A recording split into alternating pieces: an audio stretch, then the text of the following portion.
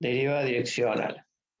Hasta ahora vimos las derivadas parciales, ¿no es cierto? Bueno, esas derivadas parciales son en dos direcciones específicas, ¿no? Una, cuando variamos x, hacemos cociente incremental y hacemos límite, ¿no? Cuando delta x tiende a 0, tenemos la derivada parcial respecto de x. Lo mismo hacemos cuando nos movemos solamente en dirección y, obtendríamos la derivada parcial respecto de y. Entonces, la idea, y muchos se habrán preguntado por qué no hacer en otra dirección, ¿no es cierto? Bueno, esta es la idea. ¿Cómo hacemos para hacer una derivada que sea en cualquier otra dirección diferente de la dirección de x y la dirección de y? Bueno, en este caso, acá hicimos el esquemita. Este es en la parte de dominio. Tenemos un punto P, que es el x0 y 0, ¿no es cierto? E intentamos derivar una función de dos variables, ¿no es cierto? Allá la derivada de una función de dos variables sería z igual a f de xy. Cuando se produce una variación en el dominio en la dirección de un vector u, que tiene una dirección cualquiera, ¿no es cierto? Dentro del dominio a partir del punto P. Acá esta dirección u, en este caso, para hacer la definición de derivada direccional, decimos que es AB unitario. Es unitario, es decir, si yo le saco el módulo a este vectorcito, me da 1, ¿cierto? Bien. Como necesitamos hacer un cociente incremental, ¿no es cierto?, para poder tomar límite, que esa es la definición de derivada, aparte de un cociente incremental, es decir, cómo varía mi función. En este caso sería cómo varía mi función cuando varío en el dominio en la dirección de u, ¿cierto? En este caso sería un delta u. Aquí estaríamos tomando como u como si fuese un eje, ¿no es cierto? Y en la dirección de u tendríamos que tomar un delta u, que esto participaría en el denominador del cociente incremental. Y cómo varía la función estaría en el numerador, ¿no es cierto? Sería el incremento en la dirección de este u. Como ven, acá el delta u es más chiquito, por lo tanto, para llegar a este punto xy, hemos tenido que hacer multiplicar este vectorcito AB por un h, que es el que me da la longitud de llegar a ser más chico, ¿no? Llegar a darme el delta U. Fíjense, el delta U vector, fíjense que lo he puesto en negrita, fíjense que el xy está en Q, el x0 y 0 está en P, entonces Q menos P sería mi delta U, que sería el xy menos el x0 y 0, igual a la B, pero no a la B completo, sino por un H, que es el que me da la proporción para llegar a ser más chiquito hasta acá. Entonces, este H por A sería como mi movimiento en dirección X, ¿no es cierto? Este cateto, delta X. Y H por B sería mi movimiento en Y, ¿no es cierto? Como es un vectorcito fijo, se puede manejar el tamaño de delta U con un parámetro H. Fíjense acá, delta X es H por A, delta Y es H por B. O sea que sí o sí, mi delta U va a estar dependiendo, ¿no es cierto?, del H. Pero bueno, cuando yo me muevo un delta U, bueno, se produce una variación en Z, ¿no es cierto?, que le ponemos sub U acá porque es cuando cómo varía Z, en la variación de Z cuando varío en la dirección U, ¿no es cierto? Me muevo en la dirección U, un delta U en el dominio. Pero bueno, como el cociente incremental es un número, a mí lo que me interesa, como ya el AB, fíjense, ve acá hago la función incrementada menos la evaluación de la función en el punto, ¿no es cierto? El incremento para que tenga una dirección U es tanto en X como en Y, ¿no es cierto? Es HA y HB. Pero el A y el B son los que se mantienen fijos, ¿no es cierto? Porque son los que me dan la dirección de U. Entonces, lo único que acá va a ir variando para obtener un delta o más chico o más grande es el H. Es el H. O sea que, en definitiva,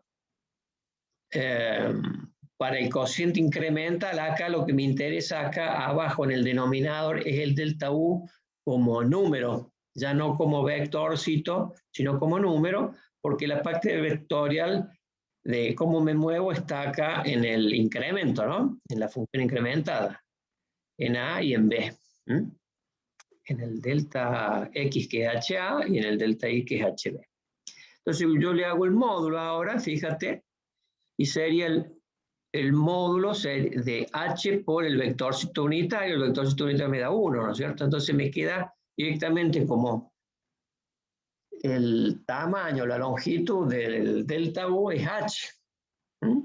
O sea que acá es equivalente delta U con el valor de H. Entonces, decir delta U y decir H es lo mismo acá. Entonces, acá ya tengo mi cociente incremental. ¿Ve? ¿Cómo varía mi función cuando me muevo en la dirección de U? Y que viene dado por este formato ahora dependiente de H, ¿no es cierto? Y acá estaría la definición. Yo cuando delta U lo hago tender a 0, es decir, hago el límite, estoy haciendo la definición de derivada, es decir, hago el límite cuando el incremento en la dirección de U tiende a 0 del cociente incremental, esa definición de derivada, ¿no? Pero como delta U es H, es lo mismo que poner H que tiende a 0, y acá está el H, y acá está el H, y acá está el H, ¿cierto? Bueno, entonces, esta sería la definición de derivada direccional, es decir, cómo varía Z cuando me muevo en la dirección de 1. Es importante el sentido de 1, ¿cierto? Si yo hiciera en el lado opuesto, me daría una derivada negativa, ¿no? Hacia el lado opuesto, es decir, es importante el sentido. Bien, la interpretación gráfica es igual que lo visto en derivadas parciales y también lo visto en análisis 1. Es decir, nada más que acá tengo que pensar que U es como si fuese un eje a partir del punto, ¿no es cierto? Me muevo en la dirección U y en la superficie, que es la gráfica de la función, me genera una curva. Me muevo en U, me genera una curva, ¿cierto? Cuando me muevo de P hasta Q, que es un delta U, tengo lo que se llama un cociente incremental en definitiva, ¿no? Este pedacito de curva, y si yo le trazo una recta que pase por M y por P sub 0, me da una secante, y esta secante tiene como pendiente el cociente incremental. Cuando yo me muevo delta U, pasa de valor Z0, pasa al valor en la recta en Z, ¿no es cierto? A un valor menor. En este caso no sería un incremento, sino un decremento, pero en forma genérica se habla de incremento, ¿no es cierto? Entonces, cuando yo me moví un delta U, me moví de P0 a M, bueno, hay una diferencia en Z, que es delta U, delta Z respecto de U, ¿no? En la dirección de U. Y si divido esto, dividido el incremento en la dirección de U, obtengo la pendiente de esa secante, que es mi cociente incremental, ¿no es cierto? Es mi cociente incremental de la función cuando me moví un delta U. Ahora, esa pendiente es equivalente a la tangente geométrica del ángulo que es el ángulo que forma la recta secante con la dirección de U. ¿Cierto? El tangente de θ. Ahora, si yo hago el límite, es decir, hago la derivada de z respecto de U, respecto de la dirección de U, cuando me muevo en la dirección de U, significa que el delta U va a tender a 0, ¿no es cierto? Si el delta U tiende a 0, significa que el M va a tender hacia el P sub 0 y la secante va a tender hacia hacer recta tangente. Entonces ya mi cociente incremental ya pasa a ser de valor tangente de phi. ¿Por qué? Porque el ángulo θ, al hacerse delta 1, ¿cierto? Tendiente a 0, va a pasar de θ a ángulo phi. ¿Eh? Entonces, en el límite voy a tener también esta variación, ¿no es cierto? De tangente de θ va a pasar a ser tangente de phi. Que es, bueno, el ángulo que da la recta tangente con la dirección dada por el vector. Es decir, que en definitiva conceptualmente es lo mismo, nada más que ahora estoy derivando en cualquier dirección, ¿cierto? Siempre es la pendiente de una recta tangente en el punto de la superficie. En este caso, cuando hacemos la dirección de U. Bien. Ahora, el límite no es práctico para el cálculo, entonces, ¿qué se hace? Se trata de llegar a una fórmula que sea fácil de aplicar para los ejercicios. Entonces, la fórmula, para llegar a la fórmula partimos de la idea de la diferenciabilidad de la función en el punto x0 y 0. Yo sé que la definición de diferenciabilidad viene dada por esta formulita que está acá. Es decir, z es diferenciable respecto de x y de y, si se puede expresar el incremento de la función de esta forma, con epsilon 1 y epsilon 2 que tienden a 0 cuando delta x y delta y tienden a 0. Bien. Ahora, cuando delta u tiende a 0, es obvio que delta x y delta y va a tender a 0, ¿no es cierto? Porque estamos en el rectangulito. A ver, acá lo pusimos de nuevo. Cuando delta u tiende a 0, este delta x y delta y que componen al delta u van a tender a 0. Entonces, si hacemos ahora el cociente incremental, es decir, yo me muevo en la dirección u, este incremento que está acá va a ser un incremento en la dirección de u. Estamos en esta misma, pero como nos movemos en delta u, el incremento de z va a tener el subíndice u, porque es en la dirección de u, ¿no es cierto? El incremento de z. Que lo divido por delta u, ¿qué me va a quedar? Y bueno, toda esta expresión divido delta u en este sumando, divido delta u en este sumando, lo mismo acá y lo mismo acá. Ahora, cuando hago el límite, estoy haciendo la derivada direccional, ¿no es cierto? Usando la definición de derivada direccional. Cuando delta u tiende... ¡Esos píxeles! Vamos a ver.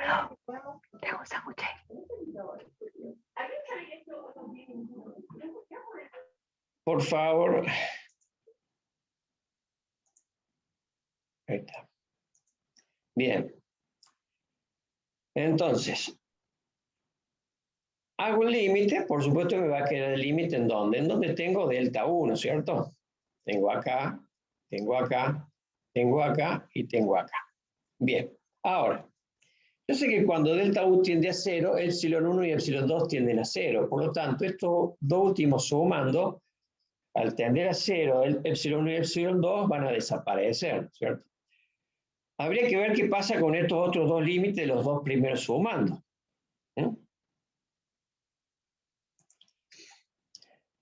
Ahora, si nos fijamos, volvemos a este ejemplito, a este grafiquito. El delta x sobre el delta u no es nada más ni nada menos que delta x sobre esta hipotenusa, acá tenemos el triangulito, cateto adyacente sobre hipotenusa, que es el delta u, es el coseno de este alfa, de este ángulo. El ángulo respecto del eje positivo de las x hasta la dirección u. Y esto, como uno varía cuando yo tiendo delta u a 0, antes de hacer la tendencia ya es coseno de alfa. Por lo tanto ya es un valor fijo, porque la dirección es fija. Yo quiero derivar en la dirección de u que es fija. Entonces, el coseno de alfa es fijo. Entonces, antes de hacer el límite yo ya tengo un valor que es coseno de alfa. Lo mismo pasa con el otro límite. Cateto opuesto sobre hipotenusa, que sería el delta u, es el seno de alfa. Y eso pasa antes de hacer la tendencia, es un valor fijo, seno de alfa. Entonces, directamente, reemplazo esos dos límites por el coseno de alfa y el seno de alfa y ya me está quedando la formulita práctica para calcular la derivada direccional. ¿Ve? Me dan la función, me dan el punto, me dan el u, por ejemplo, me dan el alfa. En este caso, esta formulita es muy buena cuando me dan el alfa. ¿Por qué? Porque una dirección u puede ser dada por un vectorcito u, como este, o puede ser dada, cuando es en el plano, ¿no?, por la dirección alfa, que siempre va a ser el ángulo entre la dirección positiva de las x y un vectorcito u, y la dirección elegida, ¿no es cierto? Entonces, si me dan a mí en un práctico como dirección el angulito alfa, esta formulita viene bárbaro, porque lo único que tengo que hacer es derivar la función, valorarla en el punto, y evaluar el coseno, evaluar el seno, esta otra derivada también, y ya tengo el valor de la derivada. Es decir, es muy sencillo, hay que acordarse la fórmula y es muy rápido de calcular. ¿Eh? Ahora, bueno, acá sería la notación, ¿no es cierto?, derivada de z respecto de la dirección u. Esto es lo mismo, más compacto, y esto es porque cuando tengo una función de dos variables en el dominio, una dirección se puede dar por un ángulo, como sería en este caso el alfa. Es decir, es la posibilidad. Ahora, también existe otra formulita, que es esta, que es muy similar, es decir, el seno de alfa, que es es igual al coseno del ángulo complementario, ¿no es cierto? Si alfa es el complementario sería el que da con respecto a la dirección de y, ¿no es cierto? Este no está dibujado, pero este sería el beta. Entonces, seno de alfa igual al coseno de beta, beta sería el complementario, y ahí tendría los dos cosenos directores de la dirección u. El coseno de alfa, el coseno director de la dirección u respecto al eje X, y el coseno de beta, que sería el coseno director respecto del eje Y. Entonces, esta formulita que está acá se utilizaría cuando no me dan el alfa, sino me dan el vector u. Y el vector u pueden dármelo no unitario. Entonces yo saco los cosenos directores simplemente normalizándolo. Es decir, tengo el vector u, u1, u2, bueno, hallo su módulo, lo divido por el módulo, y u1 sobre su módulo, u1 sobre su módulo y u2 sobre su módulo terminan siendo los cosenos directores, ¿no es cierto? La componente en x sobre el módulo, la componente en y sobre el módulo, me da los cosenos directores. Y además sé que es un vector unitario, ¿no es cierto? Bien. Entonces, esta formulita cuando me dan el vector. Esta formulita cuando me dan el ángulo. Bien. Ahora, si yo tengo una función que sea de tres variables, por supuesto el dominio está en el espacio. Entonces ya mi dirección para derivar ya es una dirección en el espacio. Es decir, a partir de un punto P como este, hay una dirección U en el espacio, ¿no es cierto? Bien. Ya no tengo dos tipos de fórmula porque no puedo dar una dirección en el espacio con un solo ángulo. Entonces lo que sí necesito es tener la fórmula similar, pero similar respecto de la vista acá, ¿no es cierto?, que es con los cosenos directores, pero con un sumando más porque estamos con una función de tres variables, ¿no es cierto? Entonces yo voy a tener tres cosenos directores ahora. Voy a tener coseno director respecto de x, respecto de y el respecto de z, para dar la dirección de U, ¿no es cierto? Entonces tendría el mismo formato, pero con un sumando más. F' respecto de x valorado en el punto por el coseno de alfa, F' de y valuada por coseno de beta, y F' de z por coseno de phi, que es el coseno director respecto del eje z. La forma de encontrar esos cosenos directores surge de hacer lo mismo que hicimos con vector de dos componentes. Acá sea un vector de tres componentes, no importa, se divide cada componente por el módulo del vector, cuando no es unitario. Entonces me da 1 sobre el módulo de U, primer coseno director, segundo coseno director y tercer coseno director. Y así, esto se puede ampliar a n variables independientes, y los cosenos directores, bueno, tendrán n cosenos directores, ¿no es cierto? Es decir, esto se puede ampliar para funciones de n componentes. Bien, acá hay un ejemplito sencillo, ¿eh? Acá me dan allá la derivada de esta función, en este punto, y me dan la dirección a través de un ángulo. Entonces, muy sencillo, utilizo la primera fórmula, ¿ve? Acá estoy haciendo el planteo, la derivada según el ángulo alfa. Acá también podría haber puesto pi sobre 3, si pongo pi sobre 3 está bien. Planteo, deriva respecto de aquí en el punto, coseno de alfa, deriva respecto de y en el punto, seno de alfa. Bueno, hago las derivadas, evalúo en el punto, hago la derivada, evalúo en el punto, y bueno, el coseno de pi sobre 3, ¿cuánto vale? Son de los ángulos típicos, ¿no es cierto? Es un medio. Entonces, acá está el coseno es medio. Y el seno de pi sobre 3, raíz de 3 sobre 2, ¿no es cierto? Que este que está acá. Entonces, reemplazo los valores de la derivada y reemplazo el coseno y el seno. Y bueno, opero y me da el valor. Un ejercicio muy sencillo, ¿no es cierto?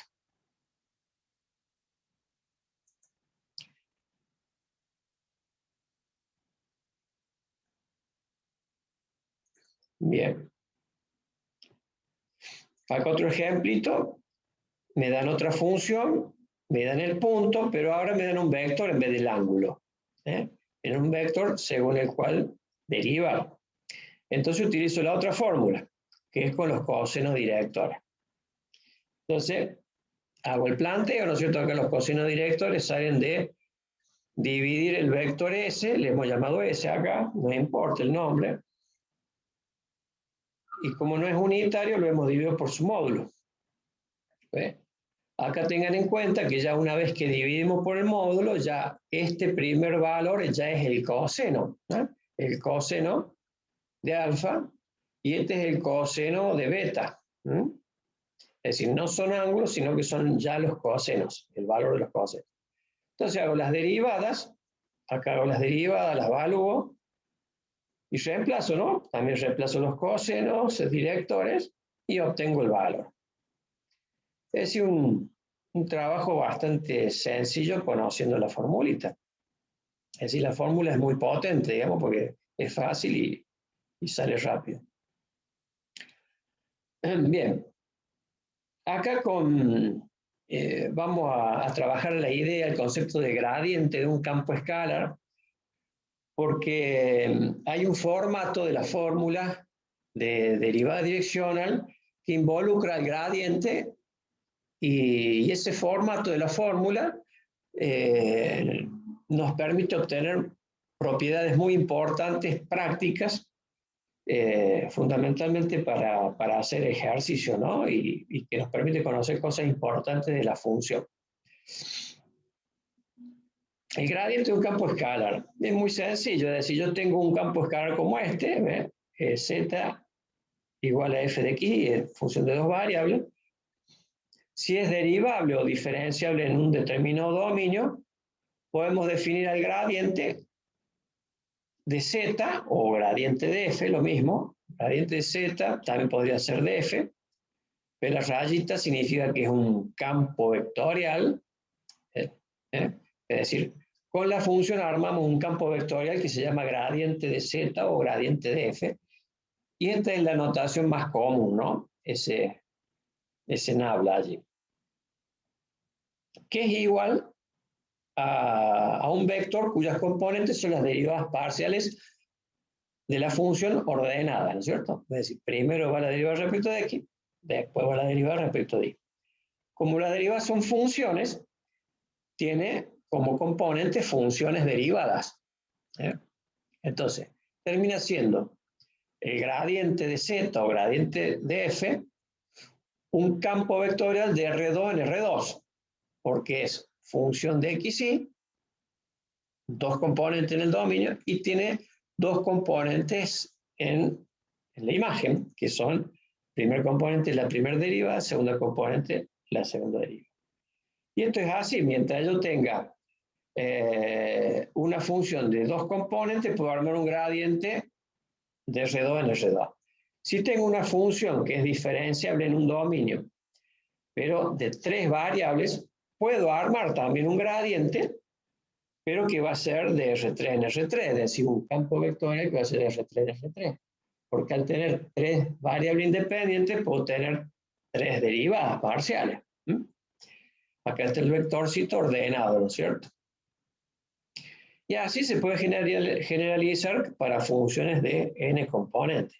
Pero siempre necesito como materia prima a un campo escalar. Sea de dos variables, sea de tres variables o de n variables, siempre necesito un campo escalar para poder fabricar, digamos, a partir de ese campo escalar, el campo vectorial gradiente. Acá hay un ejemplito, tengo una función de dos variables que dice calcular su gradiente en el punto 1, 2, ¿no es cierto? Y graficarlo, dice. Bueno, yo ya sé que como es una función de dos variables, voy a tener un campo vectorial gradiente de R2 en R2. Es decir, voy a tener, acá está, ¿ve? El planteo sería el gradiente Z en 1, 2, me lo piden valuado, entonces lo voy a armar con las derivadas valuadas. Entonces, bueno, derivo, ¿no es cierto? Hago la primera derivada, la segunda derivada, valúo en el punto, a las dos derivadas, me da esos dos valores. Entonces, esto ya lo vimos, cómo graficar vectores en campos vectoriales cuando son de R2 en R2 y R3 en R3. Acá estamos recordando cómo sería. Como es de R2 en R2, estamos con cuatro dimensiones, ¿no es cierto? X, y el primer componente de la imagen y segunda componente de la imagen son cuatro. Entonces no puedo tener un espacio cuatridimensional para graficar. Entonces se grafica, como es de R2 en R2, se grafica en el mismo espacio R2.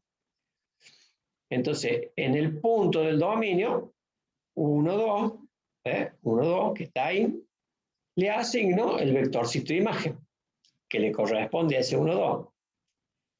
Como el vectorcito de imagen, el gradiente Z en 1, 2 es 5, 6, a partir del 1, 2,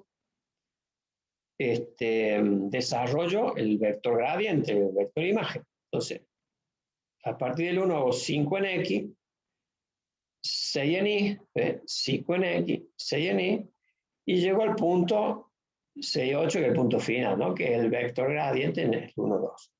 Y así Profe, con todos los puntos, sí. es el gradiente, digamos, sería el vector tangente a la función del punto, y el campo gradiente serían todos esos vectores. El vector gradiente, en realidad, no, se lo está graficando, fíjate vos, en el espacio de dominio acá. ¿Eh? El vector gradiente, en realidad, es una función que armamos a partir del campo escalar. Y el vector gradiente no es tangente a la gráfica de la función. Me puede indicar una dirección en el dominio, pero no participa en la... Perfecto, ahí entendí. Es como que hemos inventado una función nueva que se llama campo escalar, llamado gradiente, que tiene como materia prima, digamos, una determinada función. Si te fijas acá, el gradiente en este punto lo hemos graficado en el espacio dominio, ¿cierto? Es como si hubiésemos superpuesto el espacio dominio y el espacio imagen todo en el mismo espacio. Bien. Lo que sí hay que destacar que cada punto tiene su gradiente, y esta es una relación biunívoca, es decir, un punto, un gradiente fijo. porque son derivadas evaluadas, ¿no? Para un punto hay una derivada evaluada, que se evalúa en ese punto. Entonces, todos los puntos del dominio van a tener un gradiente propio, ¿eh? Es decir, siempre es 1 a 1. Bien. Ahora, acá es donde viene cómo introducimos en la derivada direccional al gradiente, ¿no? Cómo participa de la fórmula. Ya tengo acá, la derivada direccional como producto escalar. Esta es la parte central, la idea del producto escalar. Acá tengo la función, la misma que vimos antes, con dos variables, una dirección U, que puede ser unitaria o no, y un punto fijo, ¿no es cierto?, del dominio. Estamos suponiendo que la función es diferenciable. Esta sería nuestra formulita de cómo hacer la derivada direccional de z en la dirección U en el punto este. Ahora, si nos fijamos, este sumando que tengo acá se puede desarrollar con un producto escalar, que es este que está acá, ¿ves? Un vectorcito de derivadas, que es la derivada respecto de I, con un vectorcito de unitario, que son los cosenos directores de la dirección U. ¿Eh? El coseno de alfa y el coseno de beta. Si yo hago la multiplicación en el producto escalar, vuelvo a la fórmula que ya vimos y que habíamos demostrado, ¿no es cierto?, que habíamos conseguido para calcular. Entonces, sí o sí, acá nuestra fórmula, si bien estamos hablando de lo mismo, pero pasa a tener esta expresión ahora, mi derivada de z en la dirección 1, en el punto x0 y 0, es igual al gradiente de la función valorada en el punto, producto escalar, el vector unitario en la dirección U. ¿Eh? Y este producto escalar es el que nos da muchas propiedades que después se usan en los ejercicios y que nos dice mucho de la función z. Bien. Lo mismo pasa si tengo una función de 3 variables, ¿no? 3 variables pasa lo mismo, es decir, me va a pasar lo mismo que acá, nada más que con una componente más. Acá simplifiqué un poco, ya me fui al final. Tengo el vector gradiente, es decir, el vector con las 3 componentes, producto, el vectorcito unitario que me da la dirección del vector U en el espacio. Entonces, la derivada de W en la dirección de U espacial, en el punto espacial x0 y z0, es el gradiente por el vectorcito unitario que es de los cosenos directores, que se calcula así, U dividido su módulo. Y esto lo podemos generalizar a n. Por lo tanto, puedo llegar a tener una formulita que es general, como esta, donde una función que puede tener cualquier cantidad de variables independientes se puede derivar en una dirección U, ¿no es cierto?, con esta formulita, gradiente W en el punto fijo del dominio por el vectorcito unitario de los cosenos directores. Si estamos en una función de 2 variables, este x0 será de 2 componentes, el gradiente será de 2 componentes y este serán 2 cosenos directores. Si la función es de 3 componentes, de 3 variables, perdón, de 3 variables independientes, el punto será de 3 componentes, el vector gradiente será de 3 componentes y este vectorcito será de 3, y así sucesivamente. Es decir, una formulita general que me sirve para cualquier dimensión. ¿Eh? Y a partir de esto, que es un producto escalar, es que surgen propiedades. Bueno, acá es otra, vamos a usar, ¿no es cierto?, la formulación nueva para calcular una derivada direccional, pero ahora nos piden con una pequeña complejidad. Me dice, calcula la derivada de esta función en el punto A, o sea que este sería el x0 y 0, ¿no es cierto? Nada más que ahora le llamo punto A. Según la dirección de A hasta B, es decir, ahora no me dan el vector, pero me dicen ¿Desde dónde hasta dónde? Es decir, desde A hasta B. Entonces yo tengo que calcular cuál es el vectorcito ese. Es un trabajito extra, ¿no es cierto?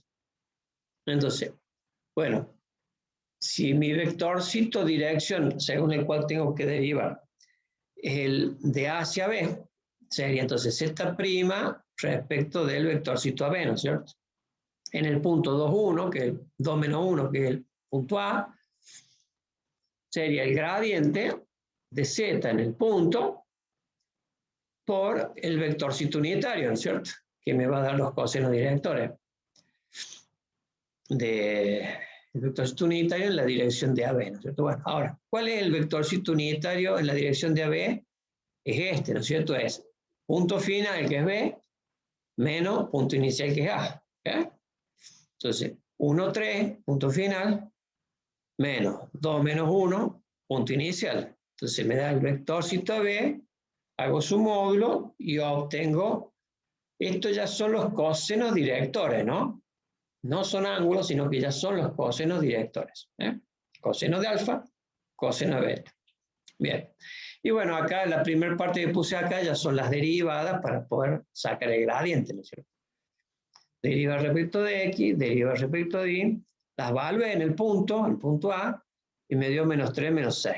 Entonces, reemplazo acá. Mi derivada va a ser el vector gradiente, que es menos 3, menos 6, menos 3, menos 6, por los cosenos directores que ya están acá, que son estos, ¿no es cierto?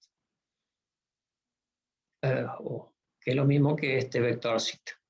Y hago los valores, bueno, calculo, y me da ese número, digamos. Como siempre, una derivada da un número, ¿no? Una pendiente. Bien. Ahora, antes de establecer las propiedades importantes que le vengo anunciando hace un rato, tenemos que saber lo que son los conjuntos de nivel de una función. Siempre, si yo tengo una función como esta, z igual a f de xy, los conjuntos de nivel son los elementos del dominio que satisfacen una imagen fija. Es decir, si z igual a f de xy, la imagen fija sería un k, ¿no es cierto? Entonces son todos los xy que me satisfacen la imagen fija k. Por supuesto, k puede tomar infinitos valores, por lo tanto puedo llegar a tener infinitos conjuntos de nivel de la función, porque la función tiene mucho que ver porque estamos hablando de que es esta función para un z constante, ¿no es cierto? Entonces, para un valor de k, un valor de z constante, tengo un conjunto de nivel. Para otro, tengo otro conjunto de nivel. Y esos conjuntos de puntos son conjuntos de puntos del dominio, ¿no es cierto? Es decir, que se graficarían en el plano dominio, en este caso, que sería el plano XY, si quiero dibujar esos conjuntos de nivel.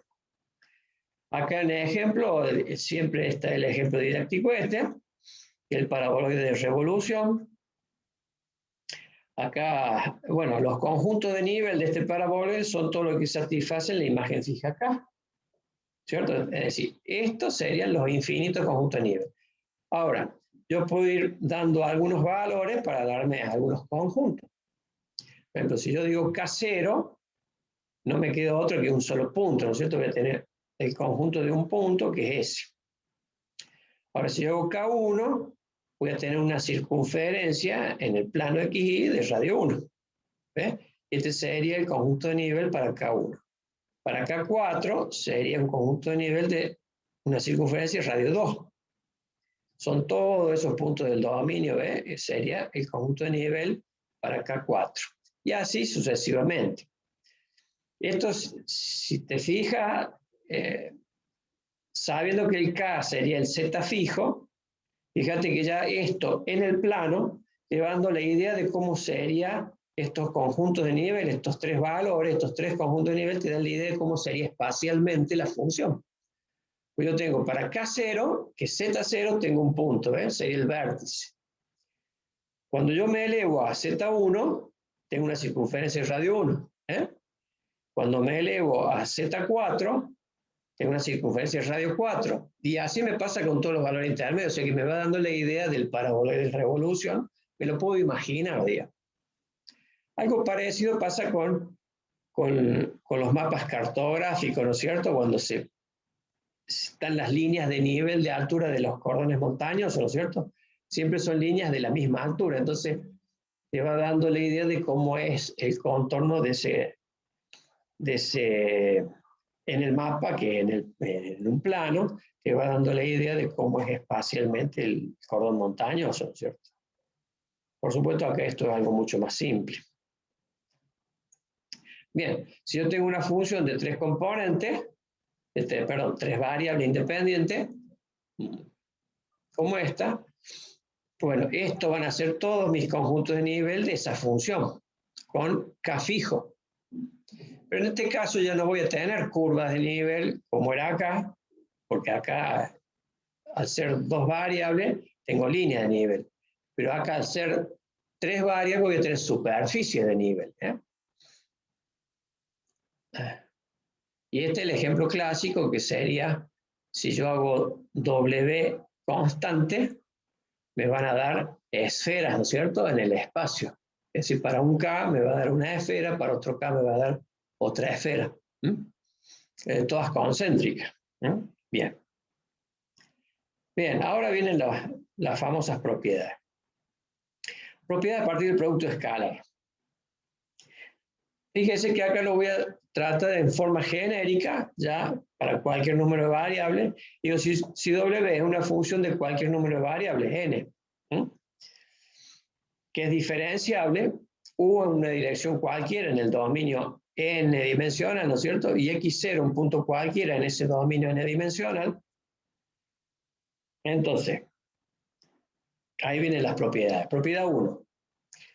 La derivada direccional máxima de f en el punto x0, en el punto fijo del dominio, es igual al módulo del vector gradiente evaluado en el punto. Fíjese qué importante, ¿no? Es decir, la máxima variación de la función en ese punto me la da el simple vector gradiente evaluado en el punto. Y eso se produce cuando U tiene la misma dirección que el vector gradiente. Es decir, si yo elijo derivar en la dirección del vector gradiente evaluado en ese punto, obtengo, en esa dirección, obtengo la máxima variación de la función en el punto. ¿Por qué surge eso? Bueno, surge por las propiedades del producto escalar.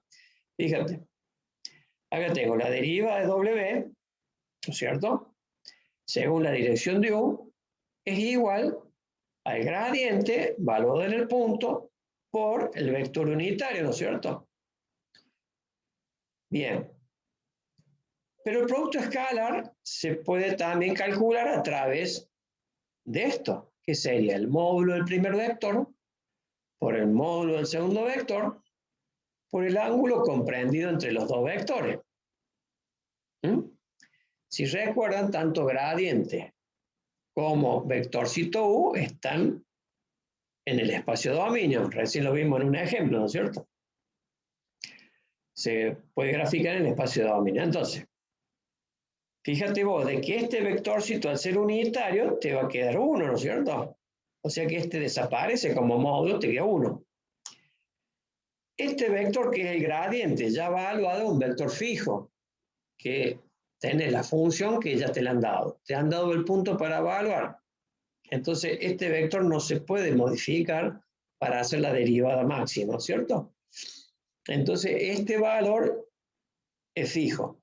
Lo único que se puede modificar para hacer que esta derivada, la derivada de W en la dirección de U, sea máxima, es el coseno de θ, es decir, el ángulo entre los dos vectores.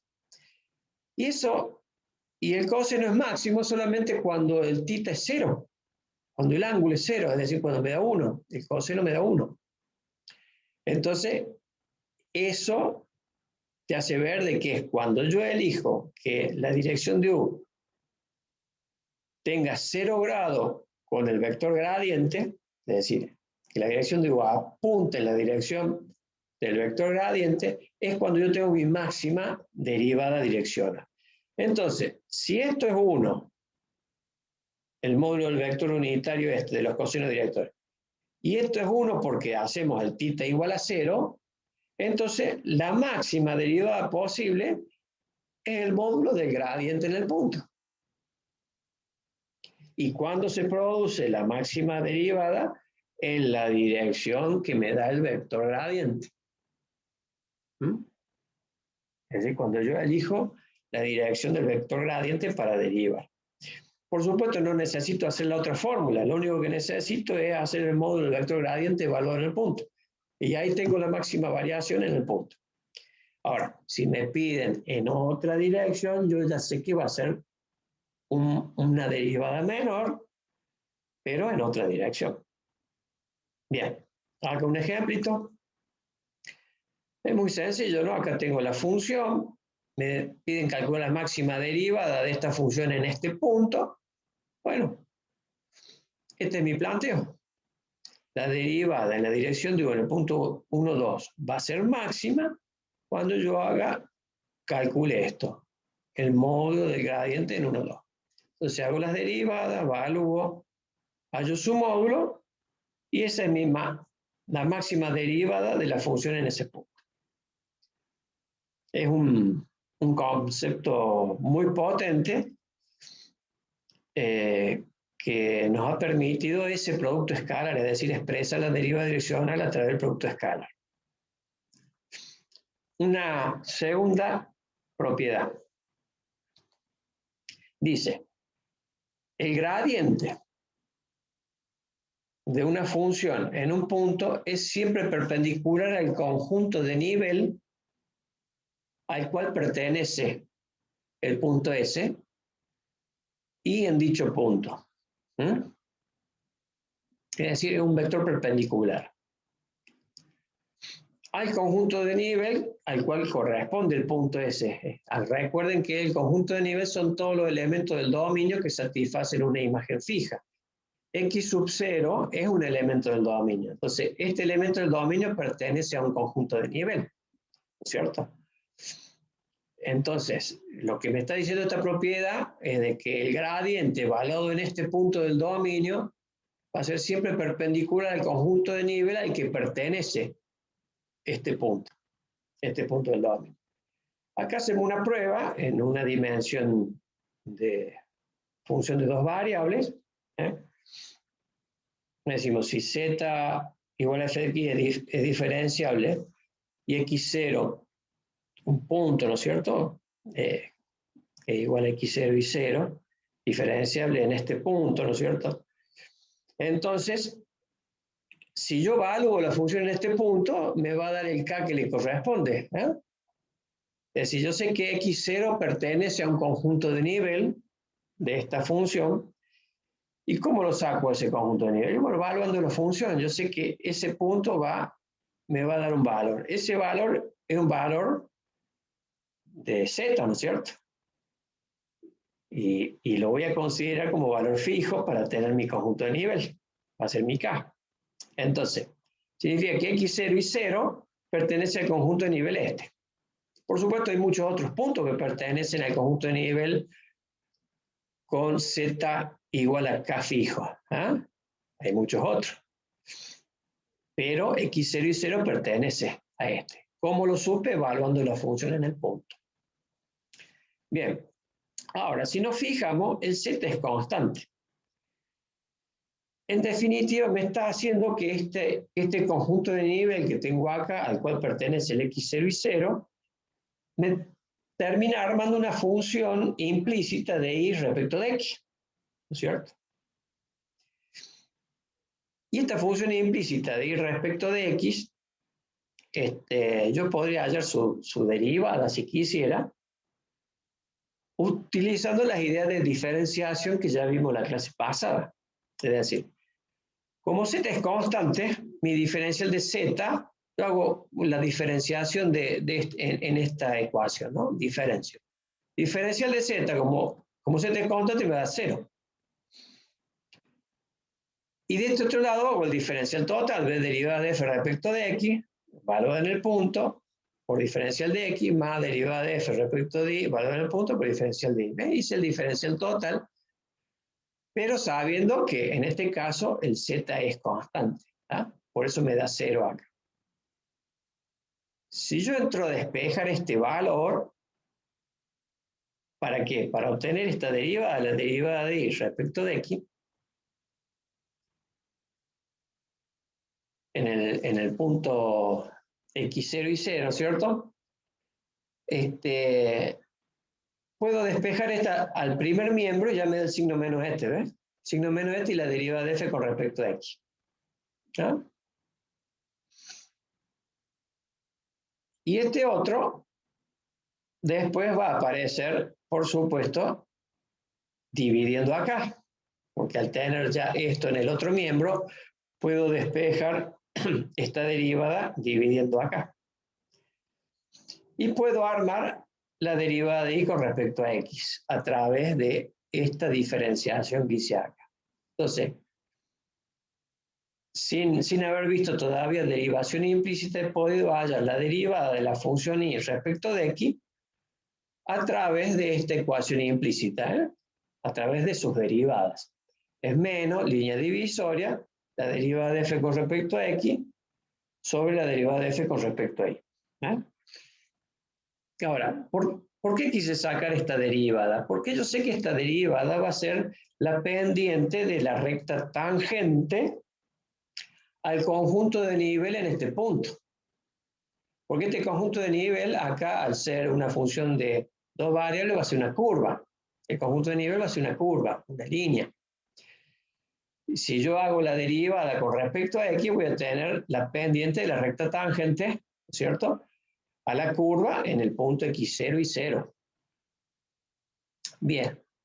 Ahora, si yo me fijo, la pendiente del gradiente z, el gradiente de z tiene como segunda componente la derivada de f con respecto a y.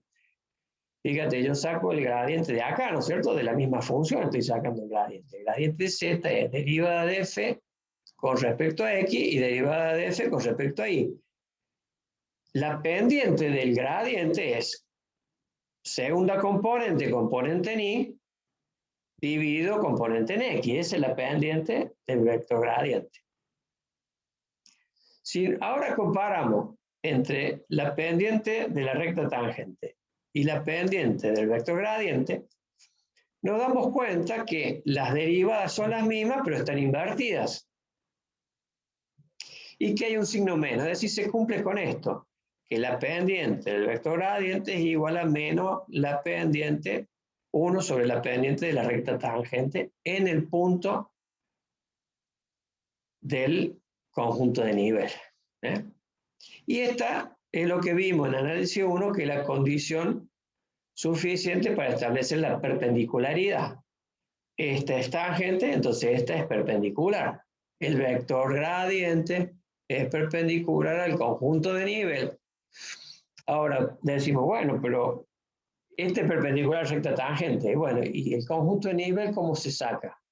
Y bueno, será perpendicular al conjunto de nivel si es perpendicular a la recta tangente en el punto del conjunto de nivel. Es decir, siempre la perpendicular a la perpendicularidad a una curva tiene que ver con la perpendicularidad a su recta tangente, a la tangente en el punto. Por eso podemos afirmar de que el vector gradiente es perpendicular al conjunto de nivel en el punto x sub 0. Bien. Y acá estaría, a ver, acá estaría un ejemplito. Estamos siempre con la misma función para poder graficar, hacerlo fácil. Y se halla el vector normal al conjunto de nivel de esta función en este punto. Bueno, ¿cómo hallo el conjunto de nivel? Bueno, evaluando la función en el punto. Evalúo la función en 3, 4. ¿Ves? 3 acá me da 9. Y 4 acá sería 16, ¿no es cierto? 9 y 16, 25.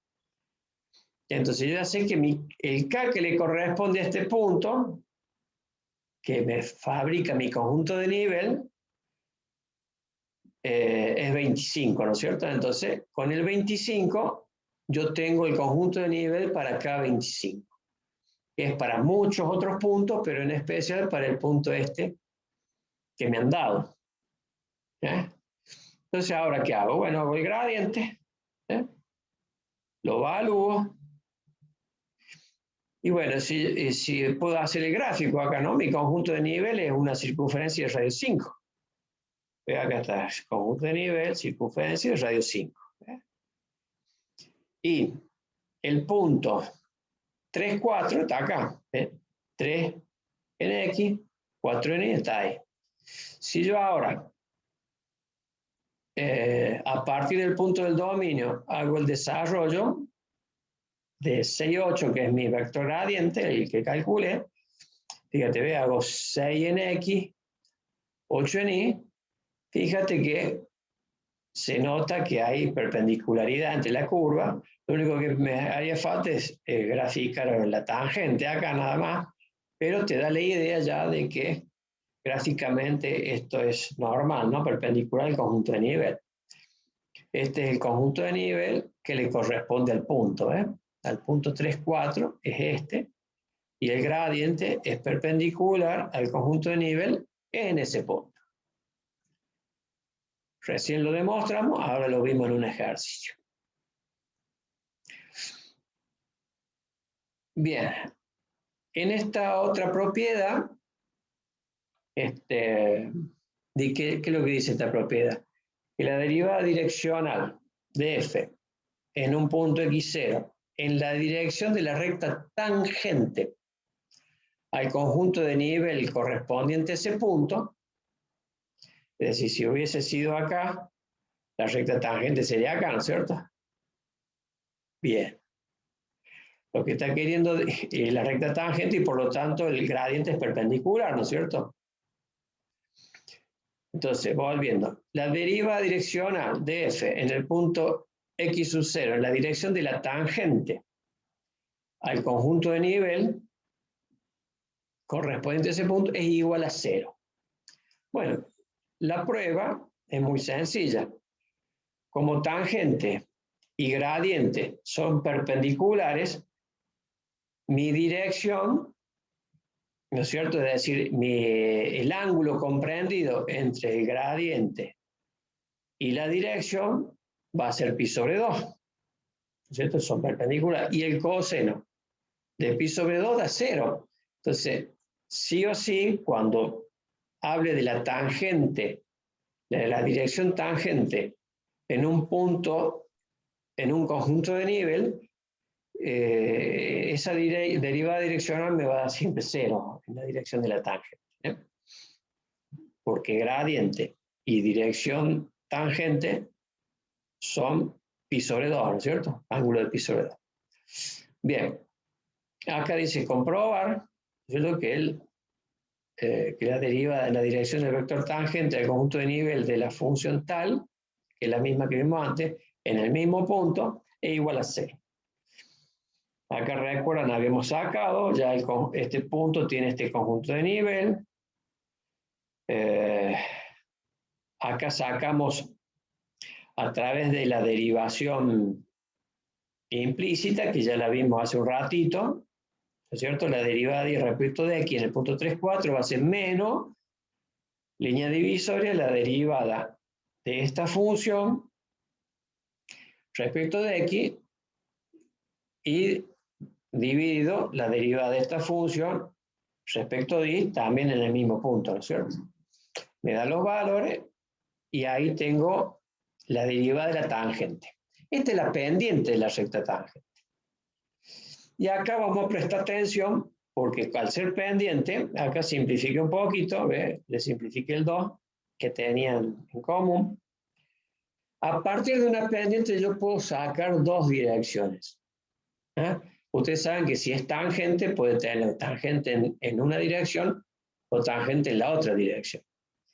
Y de una pendiente puedo sacar esas dos direcciones. ¿Por qué? Porque la pendiente se puede considerar como que es sacada en el numerador, sería el cateto opuesto, y el denominador sería el cateto adyacente, es decir, segunda componente del vector dirección y primer componente del vector dirección. Es decir, la que está en el numerador es la segunda componente del vector dirección y la que está en el denominador, la primer componente del vector dirección.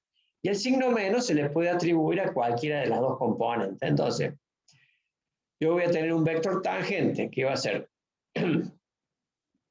primer componente, como es menos 3 cuartos, ¿no es cierto?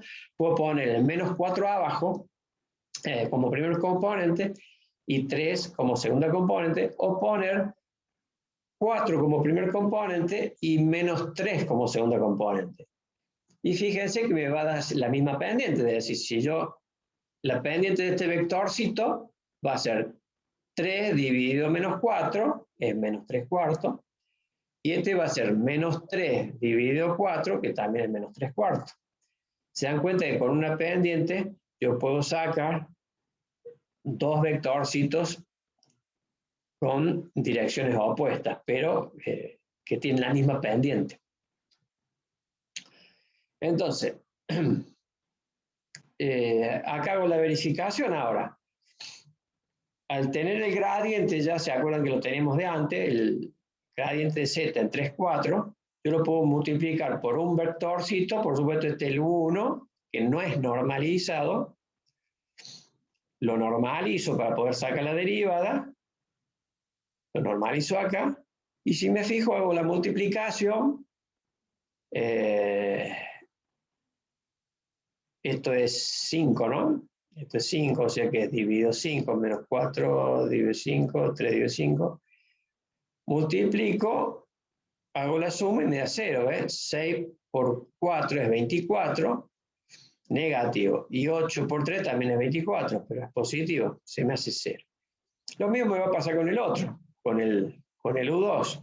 Puedo hacer lo mismo y me da lo mismo. Fíjense acá que lo que calculamos recién, ¿ve? Repetí acá la circunferencia, repetí el punto, y fíjate que hice menos 3 en i sería llegar desde 4 a 1, ¿no es cierto? Estaríamos en el U2, ¿no es cierto? Menos 3 en i, 4 en x me da, a partir de terminamos en 7, ¿ves? Me da ese vectorcito, y con el otro hago al revés, ¿ves? Menos 4, perdón, menos 3, perdón, ¿qué sería acá? Este es, claro, hago menos 4, ¿no es cierto? ¿Cuándo está? Acá está, este. Menos 4 en x y 3 en y para arriba me da el otro vectorcito, ¿eh? Y se nota bien que es tangente. Si pusiéramos el gradiente sería el perpendicular acá, ¿eh? Bien.